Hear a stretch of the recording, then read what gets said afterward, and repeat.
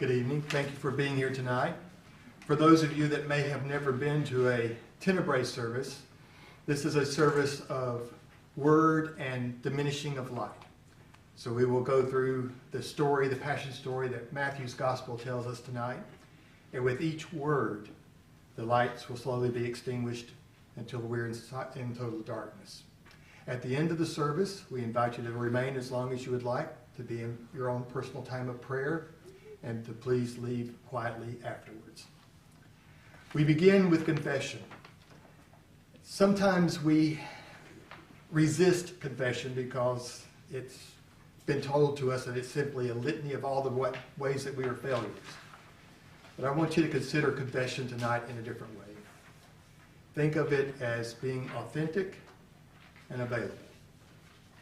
That we simply come with our whole selves tonight before God's grace. We allow that grace to touch us. We allow it to speak to us. And we allow ourselves to be available to be a part of that grace in our world. So as we begin, let us confess. Would you join me responsibly? Lift your voice and call out to God. Wait, trust, listen. We believe God is still speaking. Even as this night breaks our hearts again. My God, what have we done? As the light dies away, we watch and pray.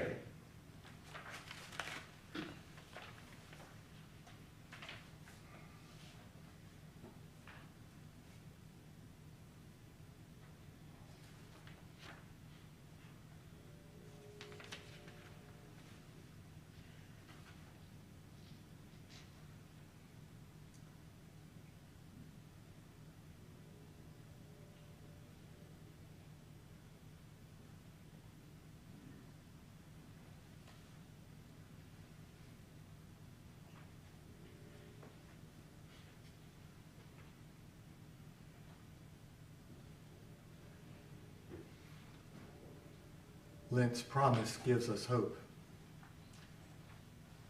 We have to go through the difficult parts to discover their meaning. And tonight together, we remember the story and we worship and stay present. Amen.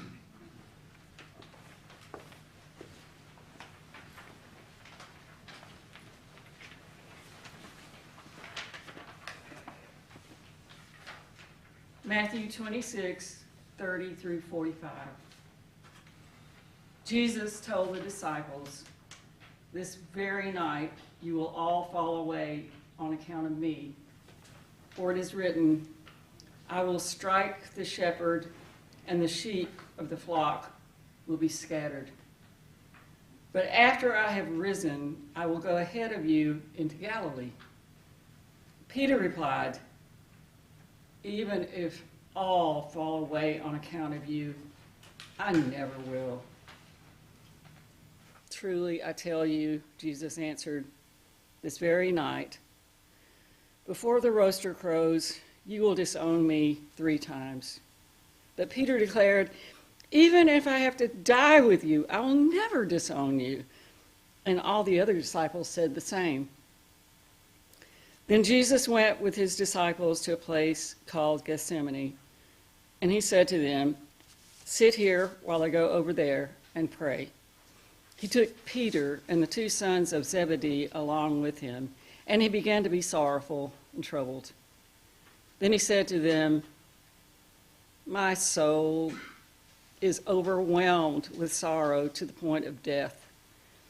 Stay here and keep watch with me." Going a little farther, he fell with his face to the ground and prayed, "Abba, if it is possible, may this cup be taken from me, yet not as I will, but as you will." Then he returned to his disciples and found them sleeping. "Couldn't you keep watch with me for 1 hour?" he asked Peter.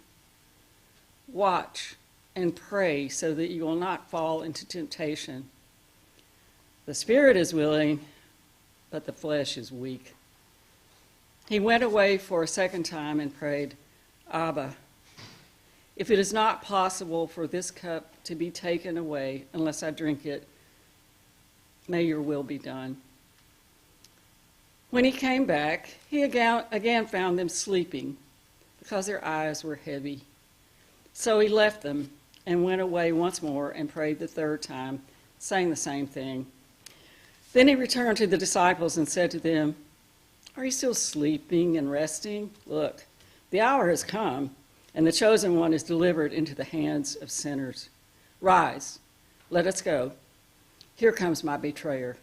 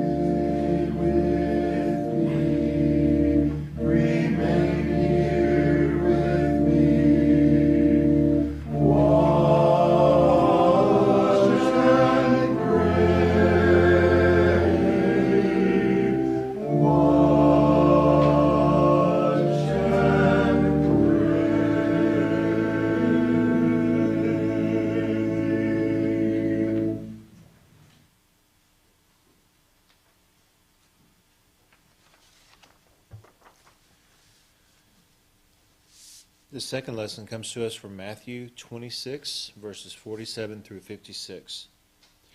While he was still speaking, Judas, one of the 12, arrived. With him was a large crowd armed with swords and clubs, sent from the chief priests and the elders of the people. Now the betrayer had arranged a signal with them. The one I kiss is the man. Arrest him. Going at once to Jesus, Judas says, Greetings, Rabbi, and kissed him. Jesus replied, Do what you came for, my friend. Then the crowd stepped forward, seized Jesus, and arrested him. With that, one of Jesus' companions reached for his sword, drew it out, and struck the servant of the high priest, cutting off his ear. Put your sword back in its place, Jesus said to him, for all who draw the sword will die by the sword. Do you think I cannot call on God who will at once put at my disposal more than 12 legions of angels? But how then would the scripture be fulfilled that say it must happen this way? In that hour, Jesus said to the crowd, Am I leading a rebellion that you have come out with swords and clubs to capture me? Every day I sat in the temple courts teaching, and you did not arrest me. But this has all taken place that the writings of the prophets might be fulfilled. Then all the disciples deserted him and fled.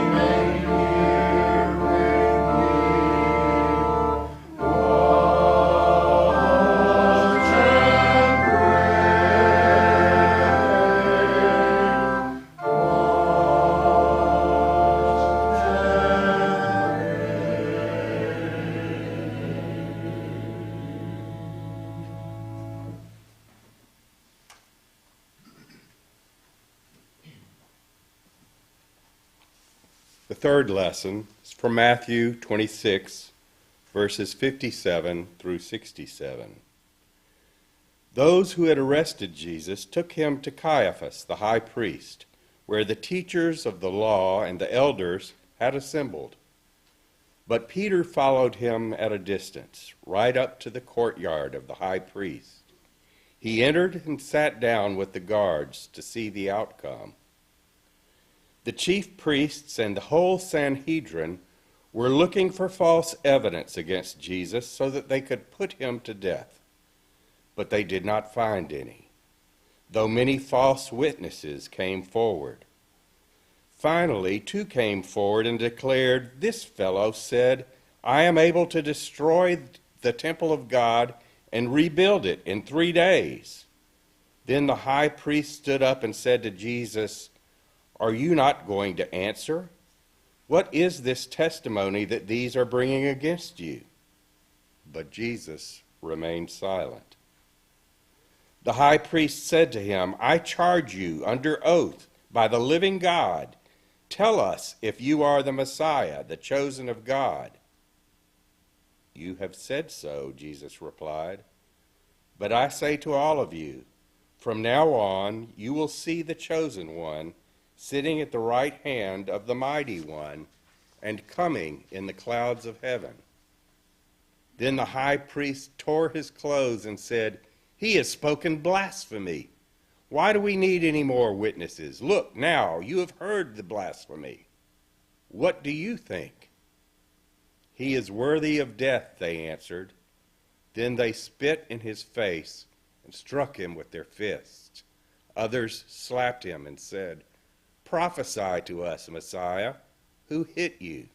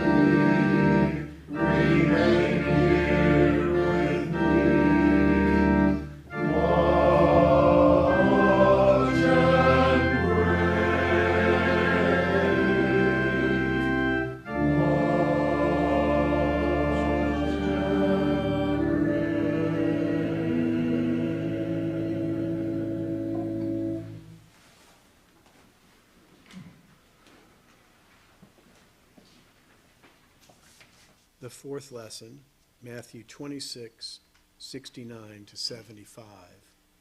Now Peter was sitting out in the courtyard, and a servant girl came to him. "You also were with Jesus of Galilee," she said. But he denied it before them all. "I don't know what you're talking about," he said.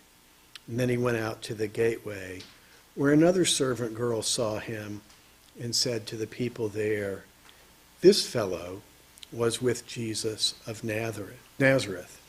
He denied it again. with an oath, "I don't know the man." After a little while, those standing there went up to Peter and said, "Surely you are one of them. Your accent gives you away." And then he began to call down curses, and he swore to them, "I don't know the man." Immediately, a rooster crowed. Then Peter remembered the word Jesus had spoken. "Before the rooster crows, you will disown me 3 times." And he went outside and wept bitterly.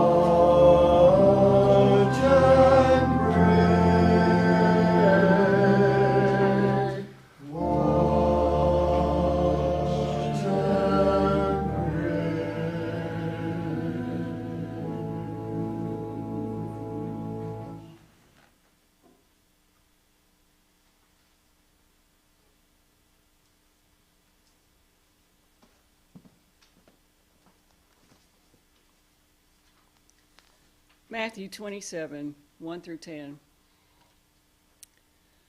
Early in the morning, all the chief priests and the elders of the people made their plans how to have Jesus executed.